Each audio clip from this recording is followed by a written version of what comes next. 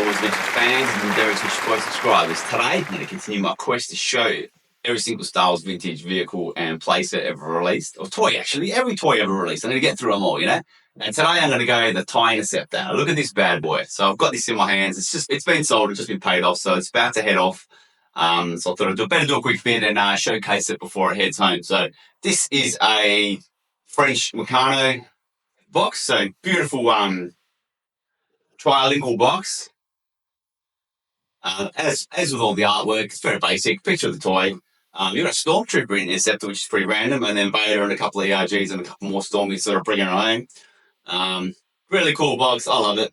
I won't get too much into how much I like these boxes and where it takes me. But yeah, this is it. So the box is beautiful. Let's get into this bad boy now. Again, I say this has got to be one of my top 5. But we'll talk about ratings and stuff like that a bit later. So this guy's disassembled. Obviously, he doesn't fit in the box with his wings on. So I'm just going to be very careful that it doesn't come flying out everywhere, but it's not too bad. So there's 3 main pieces, the main body and the 2 wings. So I might put the box to the side. This box is such nice condition. Lucky dude getting this sent to get this out tomorrow, man. Put the Interceptor over there. Box, and let's get on with the vehicle. So 3 main pieces, the main body and the side wings. Now, unlike the TIE Fighters, the mounts for the wings would pop out and there was 4 little clips.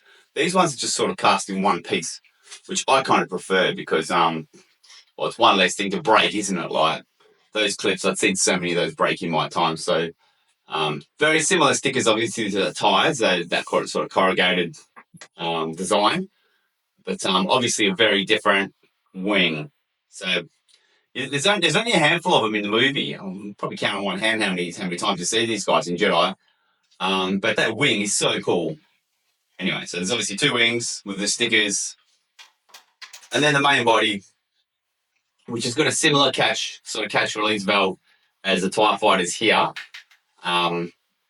With how it clicks in and comes out. Can't remember if I've got back using this guy yet or not. I do. So I'll show you the sound and stuff in a minute. But and the lights, they do work from the last time I checked, so they should easily work. So let's pop these things on. So they clip on like a normal tie and Vader tie would. So there's got the little button there that clicks it in and it latches in place. These ones, again, I've already sold this, so I've done a bit of a description on this, so I know exactly the condition it's in. This was in amazing condition. I think I had it close to C9, I think it was. It's just got a little tiny bit of yellowing on the cockpit and on the underside of the body. Otherwise, this was an absolute ripper. So all the locking mechanisms work, the wings stay locked in, and the buttons release them. So much like I said, like a normal tie and Vader tie. So it's got the curved wings of the Vader tie. I love the Vader tie, by the way. Just in case I hadn't told you already. So it's got the curved wings of the Vader tie, unlike the normal tie, which is straight. But then it's got those. I don't even know how to describe it, but like more of an attack kind of formation. I love this vehicle.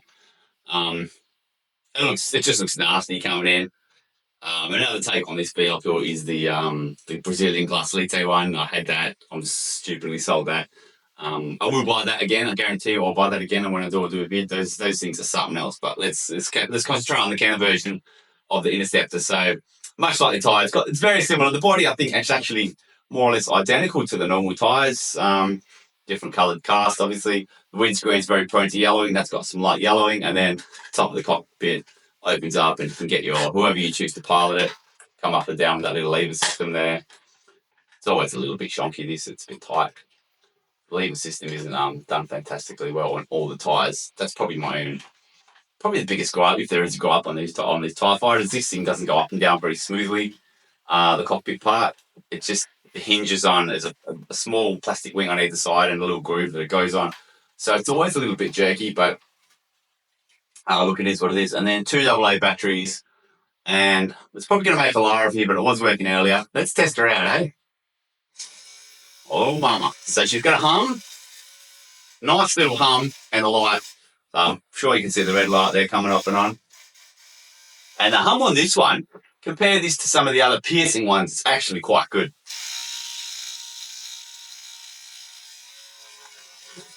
So a lot of these vintage vehicles had torturous noises for the parents, squealing, just skull crunching noises. This one's beautiful. So we'll admire it for a few seconds. So anyway, so it had a bit of playability, detachable wings, a bit of sound, a bit of light, much like the other tie. I don't know if it was a fantastically well seller because by the time this came out, and I think this was sort of 84, I'm not sure if I'm going to be able to see.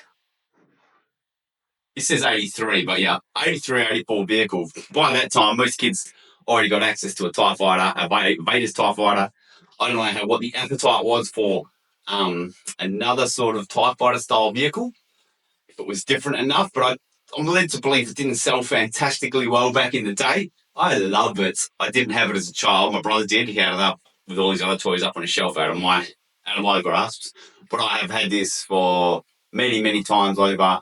I don't own one now because it's very deep and it doesn't fit in my collection. But again, I said once I get my hands on a nice vintage Glaslite, the Brazilian one, I'll be purchasing that and I'll find a way to make that work in my cabinet, even if it needs an acrylic box and mounted to a wall or something. I'm getting that vehicle back one day. I absolutely loved it. Even the standard Glaslite, I'm getting sidetracked, but the standard Glaslite Brazilian tie is sick too. Probably even better than the Interceptor, but might get them both. But anyway, let's get back to the Interceptor. So I've got this in my top 5 vintage vehicles, probably rounding about 4 or 5. I really, really dig this dude. And I was going back to when it was released. I'm not sure what the appetite was there for another kind of TIE fighter vehicle. And it was very similar to the others in sound, light, wings, but slightly different wing formation. So, and I think obviously the price point would have been a bit higher too because it's a slightly larger box and the prices were going up a little bit when Jedi came out. So I don't think it was a fantastic seller. It's very popular amongst collectors. I love the just unique wings. It looks more of like an attack formation vehicle. Spectacular. I would have liked to have seen more of them in the movie, a big bloody fleet of them attacking. But anyway, that's the TIE Interceptor. I got it in my top 5. I'm still debating whether it's 4 or 5, but I'll get to that top 5 list soon, top 10 list soon, actually. Once I've got them all through and I can reassess it all in my head. So, yeah, that's the Interceptor. I'm giving this a whopping 10 out of 10 vehicle. I can't go. I'll stick a 9.5 just to be safe and play it safeguard. But I like it too much. I think it's magnificent. It's a nice take on the tie, different from the tie. It's definitely ideal, almost identical to the movie. It does the movie justice from the ones you see, the few that you see in the movie. And I reckon it's spectacular. This one, when you got nice stickers like that, this one's stickers are almost pretty much brand spanking, not far off straight out of retail, the stickers. When you get nice stickers like that, it just looks gorgeous. So yeah, I'm giving it a 10. I love the TIE Interceptor. I've got a lot of fond memories of this. The box is awesome. Box art. That's her. Like I said, you've got a bit of playability. I think it may have lacked back then. It didn't. I don't know if it was different enough from the other ties for a young kid to want this.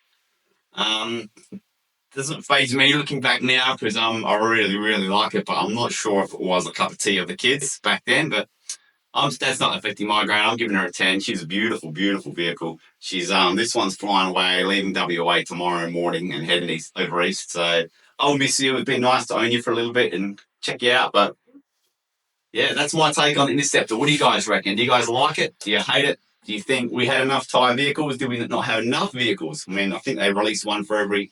They didn't do a bomber. That would have been nuts. A TIE bomber from the SB when they were trying to flush the Falcon out from up in the meteorite when they lost them in the meteorite. And they were in that inside alien bug, more or less.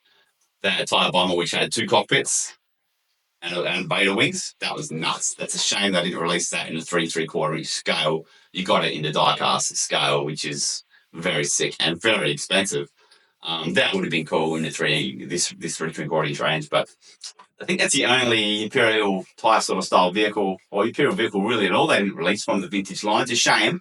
I don't know if they've gone and done some with vintage collection and whatnot. I don't think that they have. I'm not that across all the modern stuff. If they have, let me know. I'm going to look it up. What do you guys reckon of the Interceptor, guys? Am I waffling on and I'm giving it too much praise? I'm giving her a 10, like I said. Do you guys agree? Or is it lower in your eyes? Anyway, that's the Interceptor. I've got so much more coming. I've got so many vehicles to review and play sets, and I've got some beasts coming up. So keep watching, guys. If you like my take on Star Wars, let me know. Like, subscribe my channel. All you got to do is hit the subscribe button. It doesn't cost you a cent. You'll get notified of all my content. I do giveaways every time I hit some kind of subscriber milestone. I've got one coming up at my 2,000 subscriber. I'm at 1,300-ish now, so that shouldn't be too far away. And it's going to be a big G.I. Joe one. So I've done a Star Wars, I've done a Moto 2, done a Transformers. It's going to be a big G.I. Joe one. So look out for that.